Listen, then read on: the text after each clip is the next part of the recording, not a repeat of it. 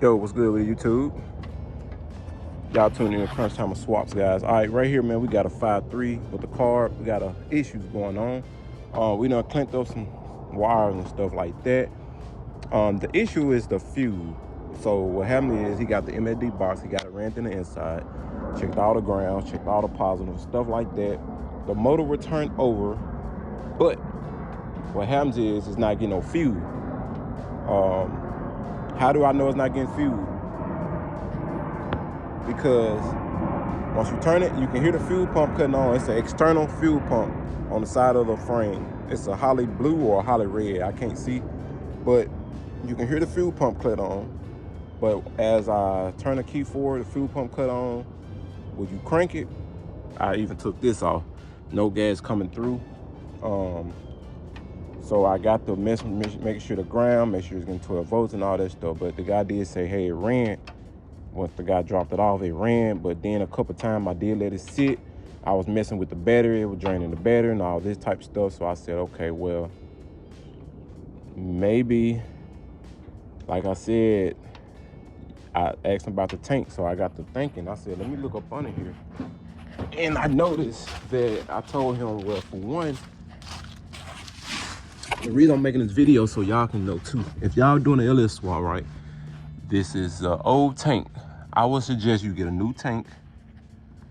I would suggest you get a new sending unit. I suggest you to get a new fuel pump. Don't even try the fuel pump no more. Just buy a new one. Also, you need to put a filter between the fuel pump and the gas tank. So we can get up under here, we can see. It's just the line going straight to it. So if there's trash, if you got trash in the tank, that trash is going straight in this pump. And then in this pump, it's trying to filter out and do all this, and it's trying to work. But you got gas going in the pump, which is going to strain the pump, going to mess the pump, going to burn the pump. So now you're trying to send it all the way to the front. If you got trash, it's trash in up, and that fuel filter probably clogged up. So this don't have a lot of PSI. It's not like a 255 wall, bro. So whatever it's sucking what it's sucking out. But if you got rust and stuff in this thing, it's sitting there. And another thing you can see and tell how you have rust, not only by looking at the tank, but if you look and you see all this rust and stuff, even like stuff like this, let you know the car been sitting up. This is a different type of rust when you know a car been sitting up versus, how can I explain it? Versus something like this. This is a rust too, but you can tell like weather.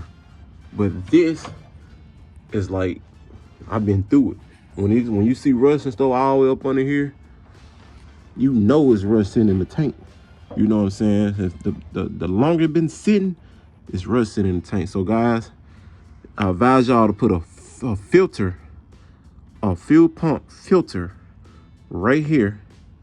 And also I heard these better if they mount it below the tank instead of above the tank, because they do more of pushing than sucking, but they do suck. But you know what I mean. I've told that you do more, you got a better chance when it's down here. So I used to mount it like somewhere like down up in here or something, and then put my fuel filter and then run it. But I suggest you to get new lines, because now you done got them clogged up. You might well get you a new line, put you a fuel filter, get you a new pump, get you a new tank with a sending unit. Y'all can see we got the old sending unit. Back, you see how this is? Yeah, this probably rusted too. So that lets you know, guys, like, that stuff plays a factor, a big factor. And I don't care what or how much money you put in this motor. You can say you put 10,000 in here, but if the fuel not right, it's not gonna be right, because it's not, whatever clogged up down there, it's not coming up here to work properly. Then you got a carburetor, but I know you got a fuel filter here, but hell, you ain't got one back there. You need one before that, and then that's be cool. So if that's clogged up, you might well go and buy you another fuel pump, lines, because you got the factory line. You got it tied into the factory line, which shouldn't be a problem. But guys, what I'm saying, if you got rust in the line, if rust already done came without the fuel filter being in between, the rust already done got here, you know what I'm saying? You might as well go on to change all that stuff. So no matter what you put in the motor, you got to have it. You need to have it, the right, the clean fuel up in here so you can work. You don't want to be broke down. You don't want to be stranded. Dealing with this carburetor stuff, guys, that's something you do not want to do. So I advise anybody, guys, if y'all doing a swap, if you do a swap fuel injection, of course, if you got your car running, you know, make sure your car running 9 out of 10, you good.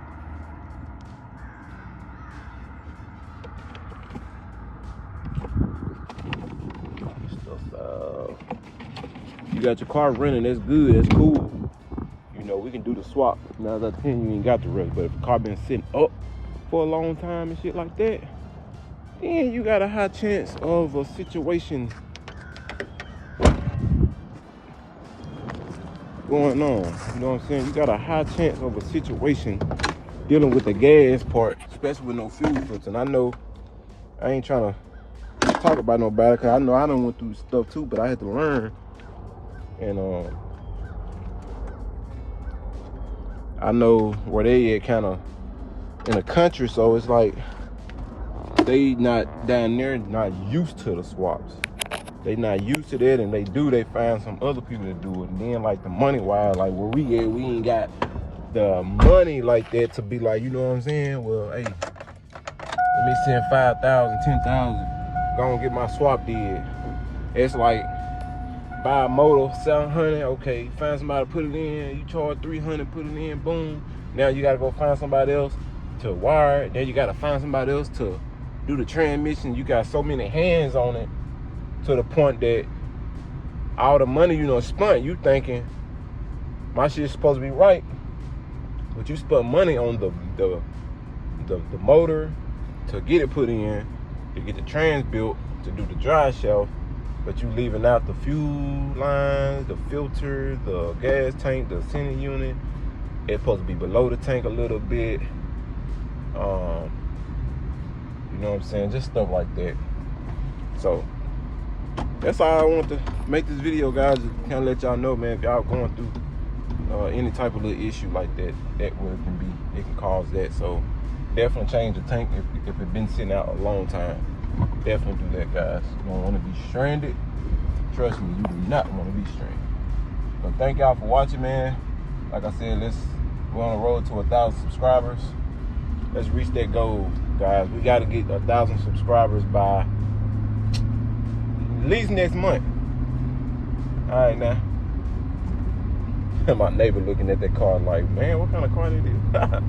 But yeah, we got to get at least 1,000 subscribers at least by next month, guys. Y'all help the boy out. Tell a friend to tell a friend.